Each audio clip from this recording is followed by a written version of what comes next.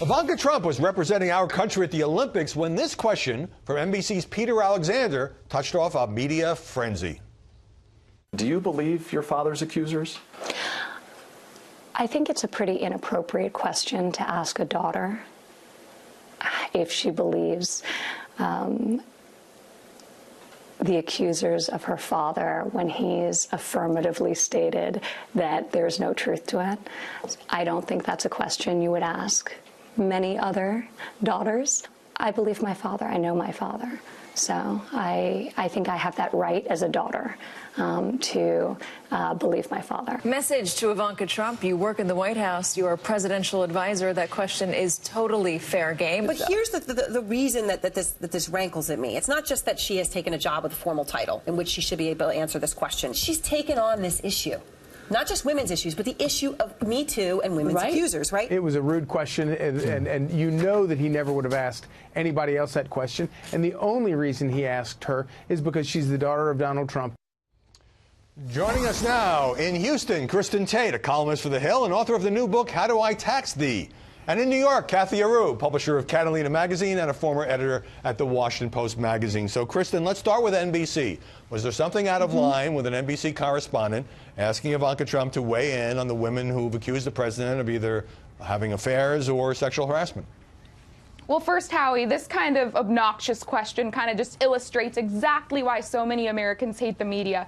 It was pretty clearly an attempt to just embarrass Ivanka Trump.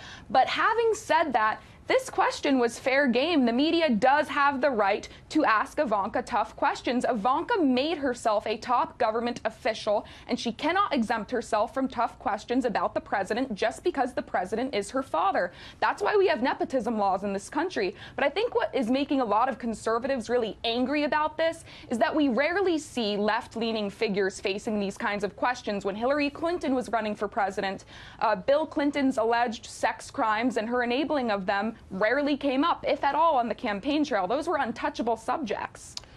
Kathy, there was a tsunami of criticism saying, yes, Ivanka is a White House official. She should be able to answer any question. And she did answer the question.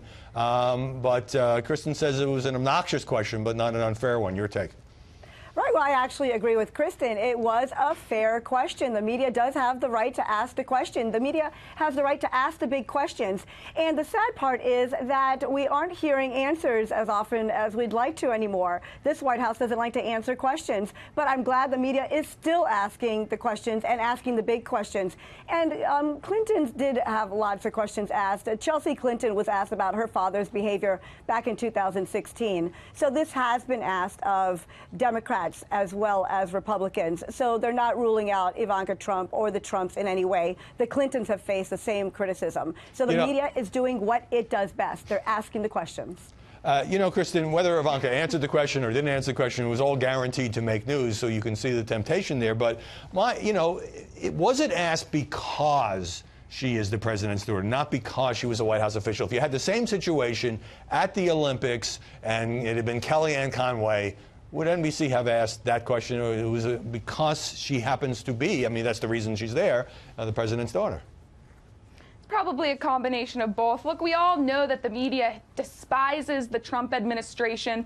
Something like 93% of coverage by CNN and NBC during Trump's first year was negative towards the administration.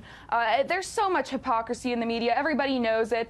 If Ivanka Trump were a Democrat's daughter, the media would worship her. She's everything the left claims to champion. She's an independent, strong woman who carved her own path in business, being surrounded by strong men. But because she's the daughter of the most hated Republican in modern political history, she's subject to constant vicious attacks.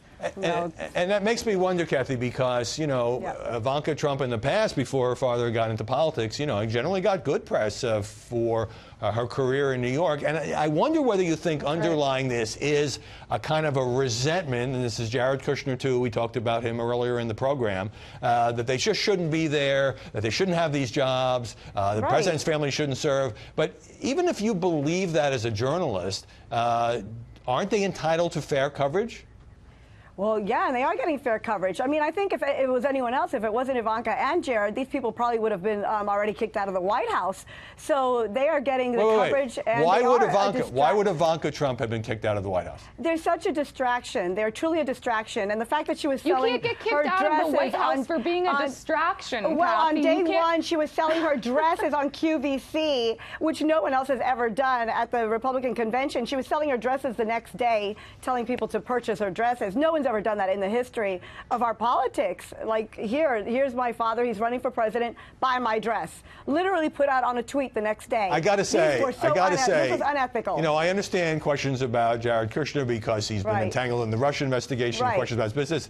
Ivanka Trump's become a distraction, and therefore she should be kicked out of the White House. Well, I think we're seeing here. They're both a distraction. They truly both are a distraction. Okay, we get it. You don't like them. I wonder, Kristin, whether you think... It's not like or dislike. Okay. They are a distraction. All right, Kristin, I wonder whether you think that there is just sort of an animus powering this coverage of this married couple, and also the larger narrative here about, we talked earlier, White House in chaos, out of control, the president's mad, he's angry, he's isolated, hope leaving. Not that it's all untrue, but do you think that this is driven by press negativity?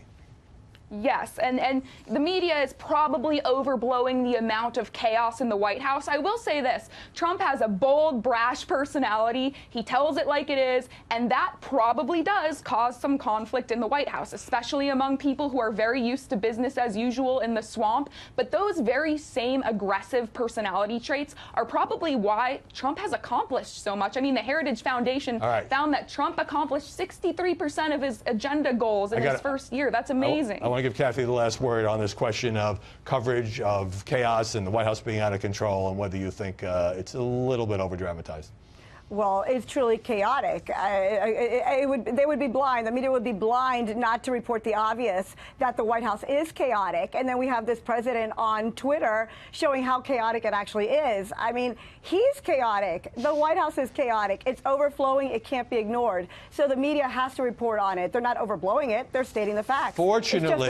Fortunately, the segment wasn't too chaotic, even after you initially agreed and now obviously strongly disagreeing. Great to see you both. Kathy, Kristin, thanks very much.